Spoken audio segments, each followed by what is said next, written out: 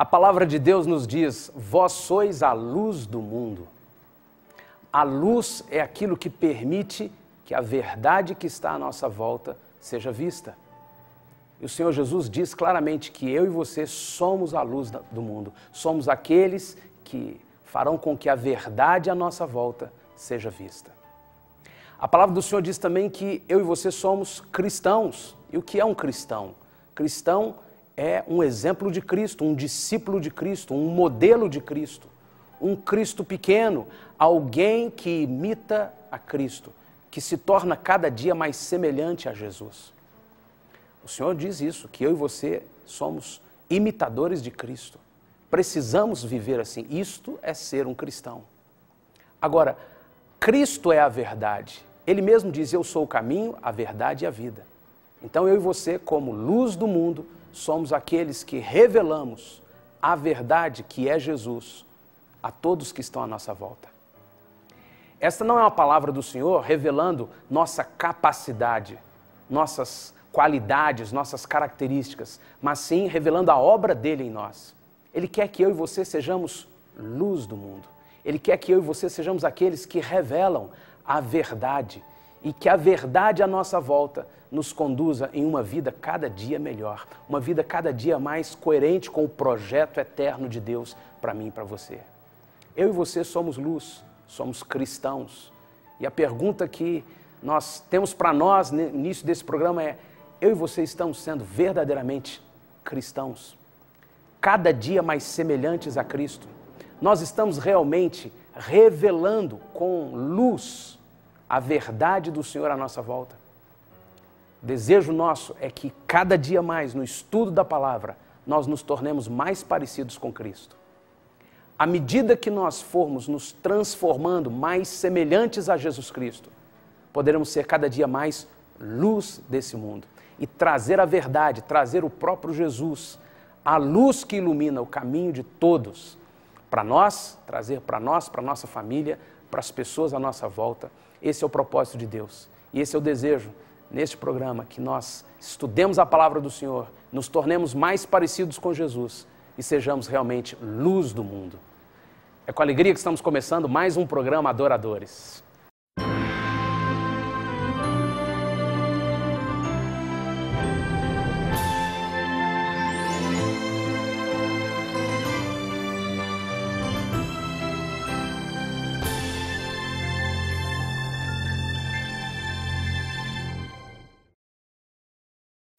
É com muita alegria que nós estamos de volta com o programa Adoradores e é um privilégio para mim, para a equipe, os irmãos que comigo produzem este programa, estarmos trabalhando para levar até você mais da palavra do Senhor. Nós queremos ter momentos preciosos de estudar a Bíblia e descobrir o que ela diz a respeito da nossa vida, a respeito de cada questão da nossa vida diária. Como aplicar estas verdades de Deus na nossa vida, na nossa família e ver nossa vida transformada, nossa história transformada a cada dia. Eu estou muito alegre e quero agradecer ao Senhor por todos que estão trabalhando e cooperando para que esse programa esteja no ar. Nós abençoamos a Rede Super, que é um canal de Deus para esta nação, transmitindo tanto do ensino, da palavra do Senhor. E eu louvo a Deus por sua vida que está me assistindo. E toda semana, se Deus permitir, vamos estar juntos aqui, estudando, meditando a palavra e também tendo um tempo de louvor, de adoração. Eu quero começar este estudo desta noite sobre Daniel, Nabucodonosor e um sonho tão tremendo que Deus deu a Nabucodonosor. E eu começo lendo o capítulo 1 de Daniel, o capítulo 2 de Daniel, no verso 1 ao verso 5, diz assim a palavra do Senhor: no segundo ano do reinado de Nabucodonosor, teve estes uns sonhos.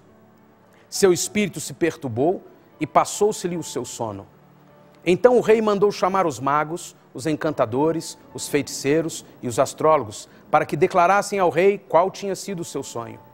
Então os astrólogos disseram ao rei em siríaco: ó rei, vive eternamente. Dize o sonho a teus servos e daremos a interpretação. Respondeu o rei aos astrólogos: é esta a minha decisão. Se não me fizerdes saber o sonho e a sua interpretação, sereis despedaçados, e as vossas casas serão feitas em monturo. Este é um texto muito interessante de uma história que revela toda a história da humanidade nos 4 impérios que governaram, que dominaram a humanidade. E é interessante alguns aspectos que Nabucodonosor, o governador, o governante, o imperador da Babilônia, Babilônia era o maior império, era a maior nação daquele tempo. Se você não sabia, o Iraque é a antiga Babilônia. Então podemos ter uma ideia de que Saddam Hussein, como governante que era do Iraque, estava no lugar de Nabucodonosor. Nabucodonosor era alguém semelhante a Saddam Hussein. E Deus deu um sonho a Nabucodonosor. É impressionante que, a despeito de religião, dos nossos conceitos e paradigmas, Deus quis revelar algo na sua palavra através de um homem como Nabucodonosor. E este sonho revelava os 4 impérios da terra. E existem alguns elementos importantes, os 4 impérios: o Império Babilônico, o Império Medo-Persa, o Império Grego e o Império Romano. Mas eu queria caminhar com você em alguns elementos muito interessantes desse texto, ou desta história. O que realmente aconteceu à volta desse texto. Nós vemos que Daniel é chamado e ele pede um prazo para revelar o sonho. Mas por que tudo isso aconteceu? Primeiro, Nabucodonosor teve um sonho e ele não quis revelar o seu sonho. Então ele chamou os magos, ele chamou os adivinhos, ele chamou todos aqueles que poderiam de alguma forma dar uma palavra mística, reveladora sobre o sonho, e disse: eu tive um sonho e preciso da revelação. E os magos não puderam revelar. Está lá no versículo 10 do capítulo 2, diz assim: responderam os caldeus na presença do rei e disseram: não há ninguém sobre a terra que possa cumprir a palavra do rei, pois nenhum rei, por grande e poderoso que fosse, tem exigido coisa semelhante de algum mago, ou encantador, ou caldeu. Aqueles homens ficaram perplexos, porque eles foram diante do rei, certos de que trariam alguma interpretação do sonho, mas o rei, surpreendentemente, disse a ele: não, eu não vou revelar o sonho, eu quero que vocês me digam o que eu sonhei. Se vocês são realmente magos, adivinhos, homens místicos, capazes desta área, então me digam que sonho eu tive. E nenhum deles pôde revelar o sonho. Na verdade, nenhum deles teve coragem, nem mesmo de arriscar qualquer coisa, porque sabiam que dificilmente acertariam o que havia ocorrido de noite na mente de Nabucodonosor. Então o rei mandou matar a todos eles. O verso 12 diz assim: então o rei muito se irou e enfureceu e ordenou que matassem a todos os sábios da Babilônia. Essa história chegou aos ouvidos de Daniel. Daniel era um governador, um homem muito sábio, temente a Deus, um hebreu que confiava no Senhor. A Bíblia diz que ele orava a Deus continuamente, 3 vezes ao dia, ele saía para orar e buscar a presença de Deus. E ele, ao ouvir essa história, disse: não, rei, por favor, dá-me um prazo.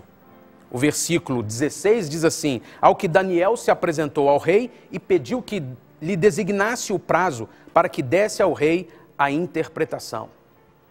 Daniel foi ousado, mas Daniel confiava no Deus a quem servia.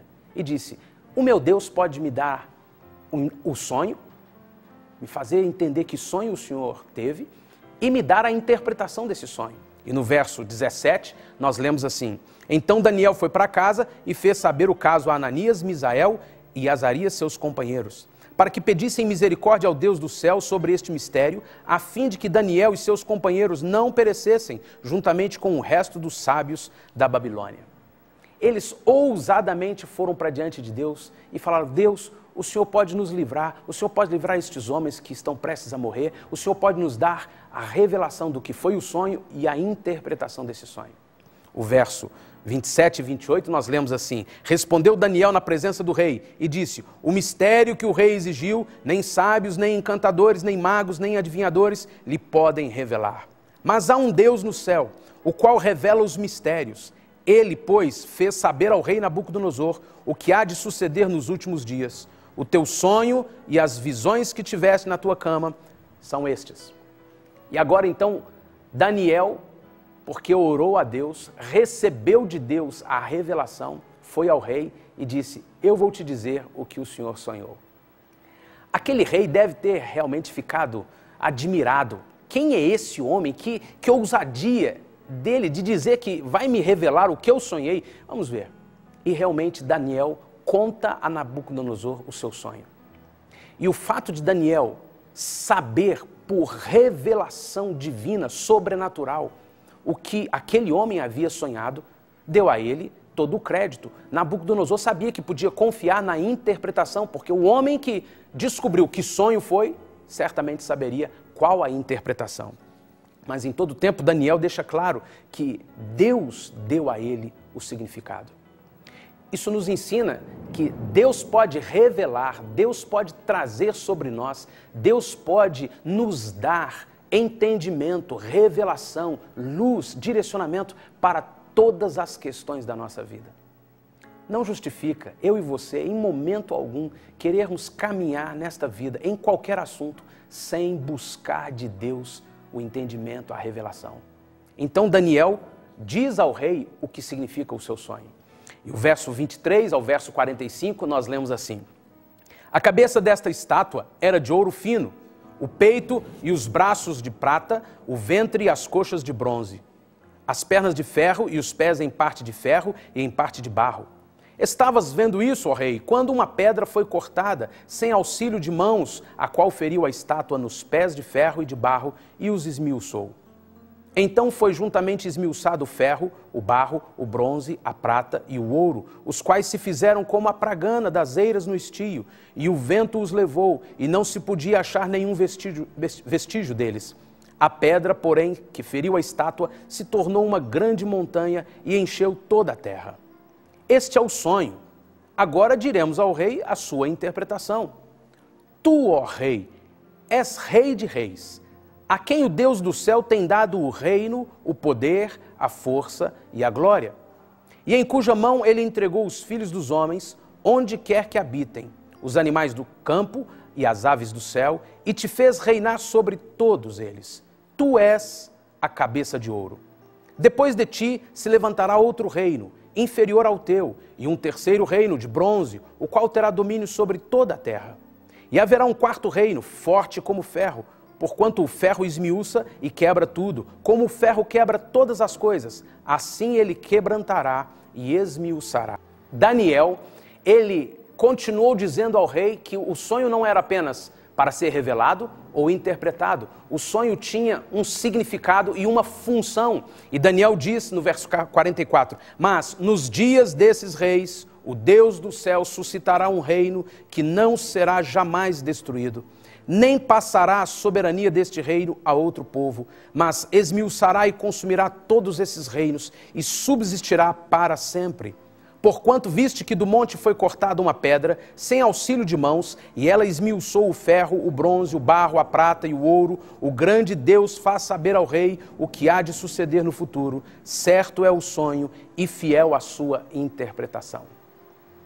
Deus tinha um propósito específico. Ele não apenas deu um sonho a Nabucodonosor. Ele não apenas queria mostrar que Daniel era muito chegado a ele e sabia revelar sonhos.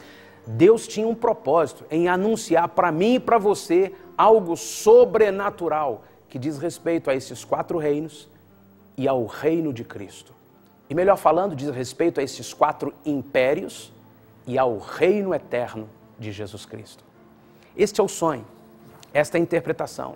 Daniel, quando terminou de relatar tudo ao rei, ele ouviu algo do rei surpreendente. Um rei pagão que não conhecia a Deus, que não temia a Deus, pelo contrário, entrou lá na nação de Deus, no povo de Deus, e levou cativo e destruiu o templo. O rei Nabucodonosor disse assim, está no verso 46 e 47.